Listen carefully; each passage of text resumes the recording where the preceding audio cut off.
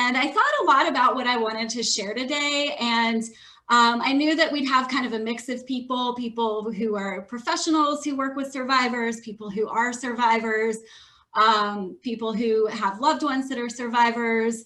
My mom is here, so we've got a good mix of people, which I'm really grateful for. So I thought it would be helpful to kind of just focus in on a few points in the book around common misconceptions that people have about abuse, which I talk a lot about in the 3rd chapter of the book. And then I want to kind of go a little bit more broad about some common misconceptions that people have about the recovery process. But I especially want to try to focus on what that all means for survivors in their recovery process. So whether that's you and you are personally in the journey of recovering from past abuse, or you might eventually have a friend or family member or provide professional support to those people. So first of all, I thought I'd cover a few of the common misconceptions about abusive relationships. And one of the things that I thought I'd kind of start with is just saying that first of all, the process of really educating yourself about abuse and starting to understand more of the dynamics of abusive relationships and common experiences that survivors have, actually that alone is an important part of the recovery process. Allison and I can't probably even tell you the number of survivors that we've heard from through See the Triumph who've shared just how sometimes it's so powerful just to learn about those dynamics and realize that, I'm not the only person who's been through this. I'm not the only person who's had this experience. So really kind of in starting in that point, then, one of the first common misconceptions about abusive relationships is that abuse only happens to certain types of people. And usually when we think like that, we're thinking it's not to people like me, it's to other people, it's to people from a different background, or people from, it couldn't happen to somebody who goes to my church or who lives in my neighborhood. And so, the truth is, though, that abuse really can happen to anyone. And this has really powerful implications for survivors because this gives permission for survivors to sort of release some of the shame that you might feel when you know that this is just a common experience. It's something that can happen to everybody. And you can kind of release yourself from feeling shame or embarrassed that you've gone through this. And I know that this personally has been a big part of my healing journey. And it's something, honestly, that I still face at times. And especially, I would say, as I've started, for many years, I did this work without really disclosing that I, too, was a survivor. So it's something that has come up a little bit more for me, even lately. But just for any survivors, it's just so important to remember that any shame or embarrassment about the abuse belongs squarely with the abuser and not with you as the victim or the survivor. So another really common question that people often ask about abusive relationships is, why do people stay? And that's sort of based in a misconception that it's like easy to leave an abusive relationship. However, anybody who's been in an abusive relationship or who works with people, or if you've had a friend or a loved one who's gone through it, you know that it can be very difficult to leave an abusive relationship. But the problem when we're asking that question of why do people stay in an abusive relationship is it's very victim blaming. It makes it seem like, well, you must like this abuse, or, there must be something wrong with you. But the truth is that actually, there's usually a lot of love, and people really care for their partners, even though they're hurting them.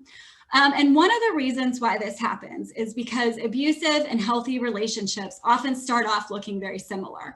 I always say, and I mention it in the book, that if somebody came and they hit you on the first date, you'd probably end that date and not go out on a date with another person. But oftentimes the abuse does not actually show up until much later, once the feelings are there. Sometimes love. We've heard of survivors who didn't even start seeing the abusive behaviors until they were married. So, at that point, there's a lot of love and care for the person.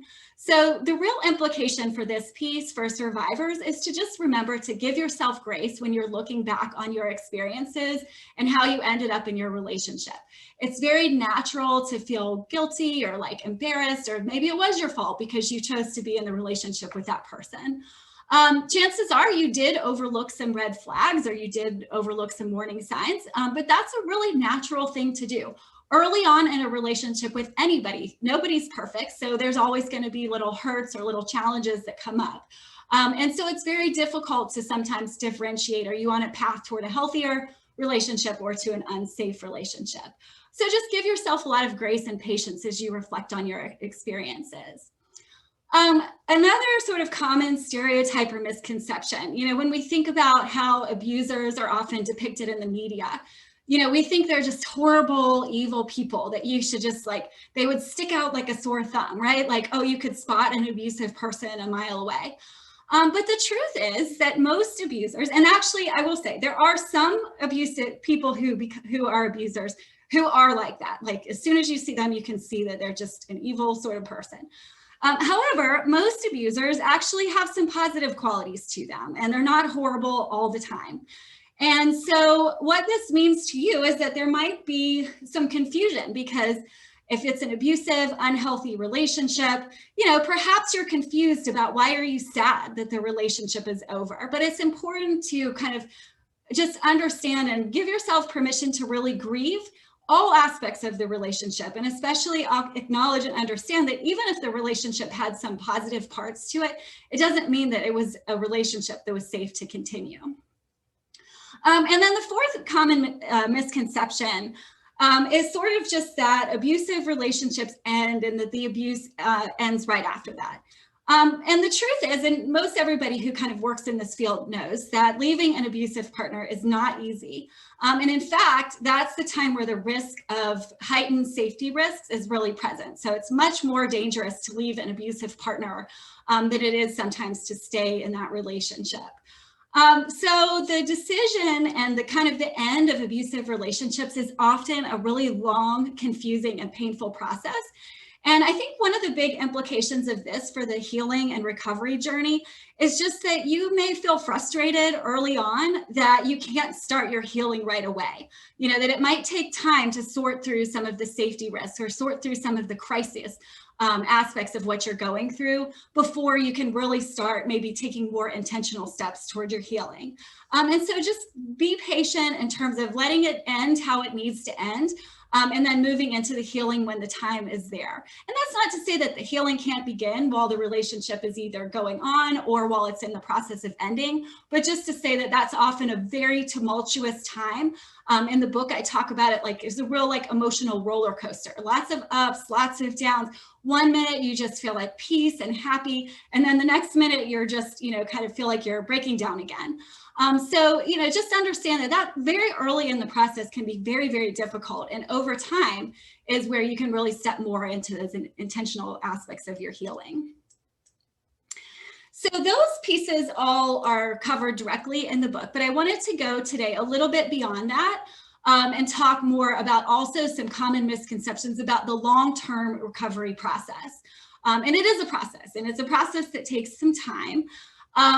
So the first misconception is that people can just sort of get over it. You kind of move on and you should be healed right away.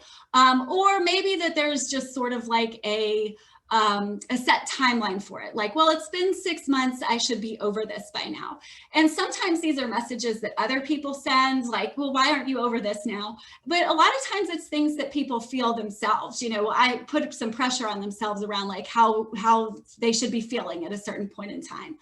But it's important for friends, family, and survivors and professionals and survivors themselves to understand that truly the recovery process can take a really, really long time. For some survivors, it's considered even a lifelong journey, and you may find yourself even decades later still dealing with some of the repercussions of the experiences of abuse. Some people do find that they have a real sense of closure and kind of an endpoint to it. But it's okay, whatever your experience is, if you're a survivor. So really, it's important for survivors to think through for themselves, kind of what is the end of that journey? And also just understanding that it's going to take some time, potentially probably the longer and the longer you were in the relationship and the closer and more connected and involved you were with that person, the longer that process might take. But even a very short relationship or a short kind of in terms of time, experiences with abuse can take a really long time to heal from. And that's just natural, and just give yourself, a lot of patience and give yourself permission to take the time that you need. And there's no set timeline. So whatever timeline makes sense for you, to follow that timeline. Another common misconception about this is that some people think that abuse ends when the relationship ends. And this is true for some people. So sometimes a relationship ends because the abusive partner goes to jail, or they cheat on them and leave them, or they die. There's a lot of reasons why the relationship ending might also lead to the abuse ending. However, a lot of survivors really experience ongoing abuse. And so what this means for the recovery process is that you're kind of trying to heal from the past and work through things that happened in the past, while you're also kind of defending and protecting yourself and healing from new experiences of abuse. So there's lots of different ways that this can look in an abusive dynamic. It could be that direct kind of continued abuse, harassment, stalking, but it also, one of the things that we've heard just a lot about in our See the Triumph research is the use of family courts, custody courts, for ongoing abuse through these different kind of systems, or smearing somebody's reputation. So in terms of kind of a practical implication for survivors, then it's important to kind of heal from those past experiences, while also being intentional about recognizing and processing those new experiences too.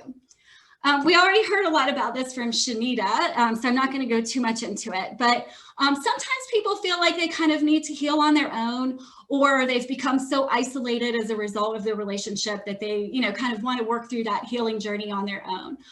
But really, the truth is that the value of support from friends, families, professionals cannot be understated. In chapter 2, I talk a lot about this in terms of like finding the right support and I think it's chapter 3. I might be getting my chapters messed up, but anyway, it's in the book. There's a whole chapter on finding the right support. And part of that is making sure you have the right supportive people alongside you in that journey. And then also protecting and having good, healthy boundaries to keep people who might hinder your progress at a good, safe distance. And then finally, I just think it's important, kind of big picture, to think about how sometimes, unfortunately, there are stereotypes that are held in society, held by people. And unfortunately, sometimes that survivors themselves can come to believe that, if you've had experiences with abuse, you're damaged, or now there's something wrong with you, or you're going to have this sort of mark on your life for the rest of your life. But of course, I wouldn't have written this book, and all of our speakers here today wouldn't be doing the work that they do and, offering the different types of support if healing and recovery were not possible. And so it's important if you are a survivor yourself, to remind yourself of that, for you to surround yourself with other people. And if you're a friend, family member, coworker, a professional who works with survivors, to continue to remind people that healing and recovery are possible, and that every survivor is going to have their own unique and special journey through that healing and recovery process. And it's one that can be very, very difficult, but ultimately it's one that also can be a real opportunity for growth. And one of the things that I talk about later in the book is just that it can be the healing and recovery process can be a real opportunity for dreaming again, pursuing new career opportunities or new educational endeavors, new relationships, and just experiencing and enjoying the freedom that comes with being out of an abusive relationship.